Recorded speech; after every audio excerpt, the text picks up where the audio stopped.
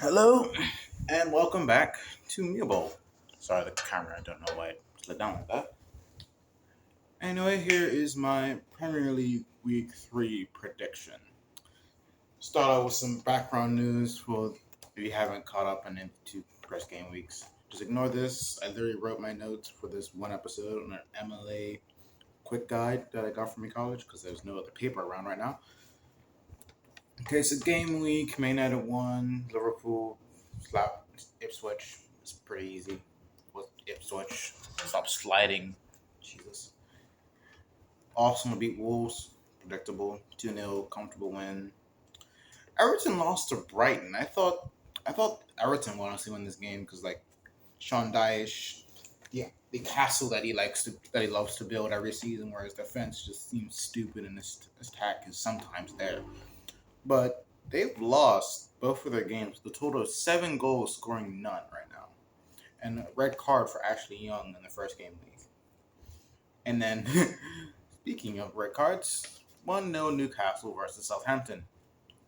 The most stupidest red card from I've seen in a little while.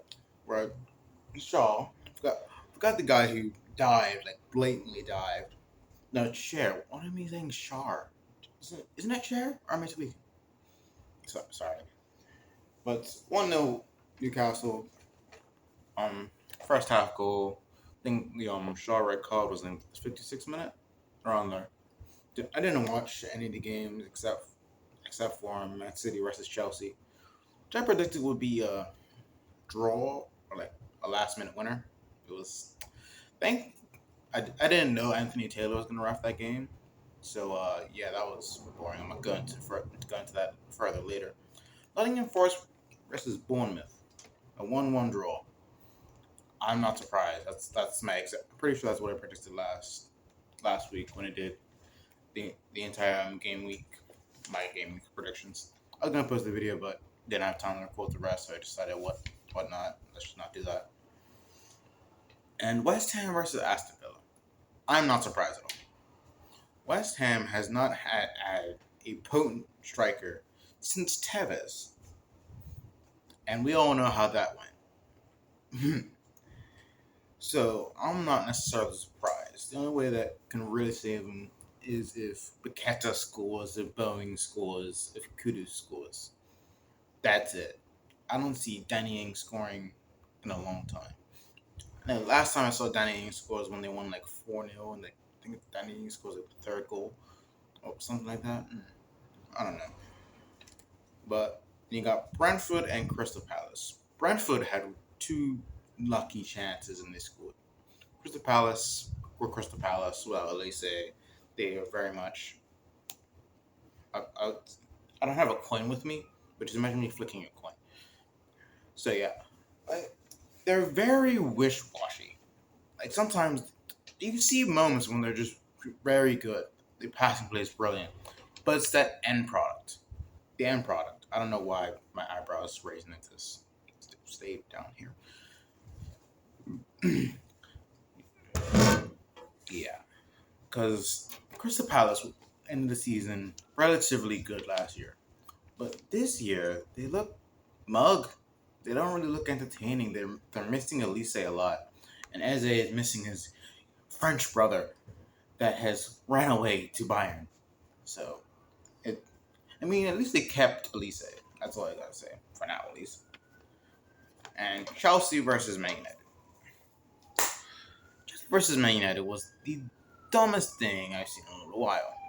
There were so many chances that Chelsea had in the first half. I'm genuinely bewildered that we didn't win.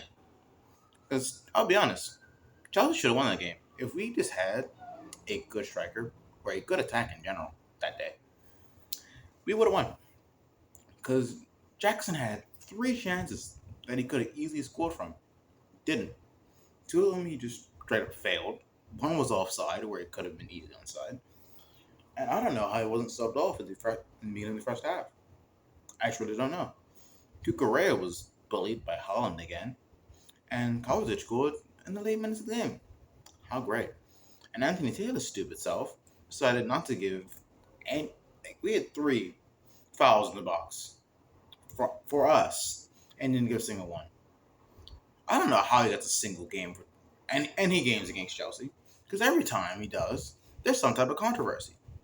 Because I think 2 years ago, when we had Tuchel still in charge, and it was Spurs versus Chelsea opening day.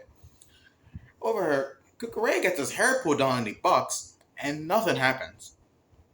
Anthony Taylor again, and the I think it was like 2021 where Rich James, well, I think Mane shoots, shot goes on Raheem Sterling's leg, like in his center mass of his leg. I can't really put my leg up here, but like right here, and then goes up and hits his right arm, and then he goes to VAR. This stupidness, and then it goes to VAR. Anthony Taylor's bold self can. Sorry, you didn't hear that. But Anthony Taylor's irritating self just goes, comes back, looks at it for like 3 seconds, goes back, gives him Reese James. Wow, wow, back asleep. And Reese James gets sent off. Reese James still question like how, because I was too. Every other Chelsea fan was too, because I was some nonsense. He gets sent off, and then I think we lose that game, and the Spurs game was a draw because they literally went on to score right after, right after the next red take of the corner, like you Harry Kane. But yeah. Anyway, going into the last game of that game week, Leicester City versus Spurs, 1-1. A game where Leicester City really should have won. If anything, they really should have won that game. And because like Spurs weren't sharp that game. They were very dull. They don't have any attacking force. They're very much missing Harry Kane still. They haven't started out the season well with, of course, the draw. And let me just going over my notes here. Did I not take notes of the Spurs game? Wow, I should have missed the Spurs game. Yeah, I didn't take notes of the Spurs game. Wow. Well, anyway. Nope. Yeah, I did. Actually, they won against Everton 4-0. I just put Tottenham instead of Spurs. Yeah, that's how bad it is right now. Being Tottenham 4-0, Tottenham dead as usual. But still, like, Spurs, they haven't woken up. And Vardy's still Vardy, doing Vardy things. But yeah. So, that's interesting, man. Like, Spurs is always one of those weird teams. Like, you can't help but feel sad for them, but you can't help to also bully them. And then Leicester City, I have a love-hate relationship with Leicester City because of the FA Cup of 2021, where they beat us out of it by scoring a stupid wonder goal after a blatant foul. I think Taylor again. Thank you. After a blatant foul, and then whatever idiot it was that threw our flag down. But then we beat him. I think it was like 3 days later in the league, and then didn't get Champions League football. So I was calmer. Anyway, I say that's my review of Game Week 1. Game Week 2 was slightly more interesting. Brighton versus Man United. I predicted Brighton to win 2-1 because Man United looks pretty toothless in that 1-0 win against Fulham. Got very lucky there. And Tottenham versus Everton I already covered slightly. I haven't seen any of these games for Game Week 2 because I had stuff to do that weekend and I couldn't really sit down and watch any of the games. But from what I've heard, they play really good football. They play really good football apparently. And then Crystal Palace versus West Ham. I saw like a YouTube short of some of the West Ham goals. They look nice. Also, West Ham in the FA Cup, the highlights. Another lucky goal by Bowen. Well, I can't really say another because Bowen's one of those like he's good enough. Like he's really good for West Ham, but he's not good enough to be bought by an elite club. That's his bracket right now. Same goes for Kudus, but yeah, because they, West Ham has some good players, but they're missing one thing. They're missing actually two things. They're missing a goal scorer, a consistent goal scorer. Actually, three things: a defense that is consistent and a good manager. I'm gonna say that right now. That's all they're missing. And I can say the same for Chelsea. I am a Chelsea fan. And the next game is Southampton versus Nottingham Forest. Southampton has been toothless. And I just dropped my pen. I'll get that later. Have been toothless for for the last three games. Because they barely squeaked alive in the game they had in the Carabao Cup. Well, not the Carabao Cup. Was it the Carabao Cup? I don't even know.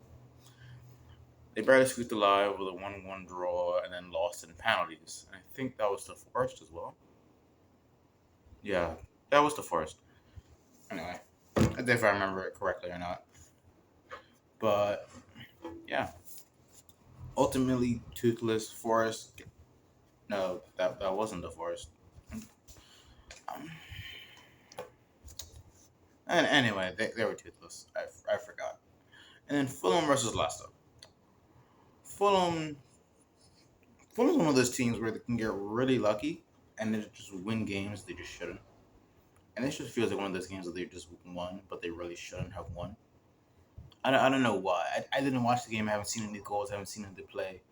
But that's my internal feeling. And Man City versus Ipswich. I'm sorry, Ipswich. You got placed with the two hardest teams consistently.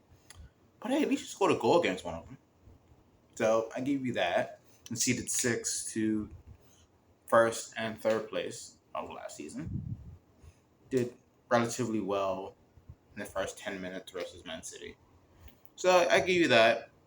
But other than that, that's not really a point you can take home. And you're still not really good. And then we got Aston Villa versus Arsenal. Arsenal with a 2-0 win. This could have been, from what I've heard, could have been a lot worse for both Arsenal and Aston Villa. Because Odegaard missed a few chances in the box. Hell, Arsenal missed a few chances in the box. Ramsdale saving them again. And Aston Villa just not being clinical, like missing sitters. And I'm going to go into the next game here. Good old Chelsea versus Wolves. I thought we were losing this game. I thought we were losing this game 1-2 away from home at the Molineux. Because we never win in the Molineux. We just never do. It's just something that never really happens. And then we decided to go there. Madueke with his tweet of everything here is blank. Talking about Wolves. Because apparently as a burner he meant to put that to his burner, but didn't. Ends up deciding to get a hat trick. Jackson scores, Palmer scores. The Portuguese brothers decided to link up and score. This team, you either to be a Chelsea fan, you must either be a gambler or you just must not like yourself. Because there's a reason we used to call ourselves Heart Attack FC. We just do stuff. We just do stuff, and then end up with a result. Sometimes, like it's really weird. It's really weird, and I still haven't gotten over it. Okay, last game of Game Week 2 was 2-0 Brentford. It was pretty. It was a pretty easy game week, but that's my result. That's my count for the two past game weeks for the Premier League. I might do one from the Bundesliga and the Liga and the Serie A, but I doubt it. But anyways, have a good day, my hungry lads, ladies, and have a good day.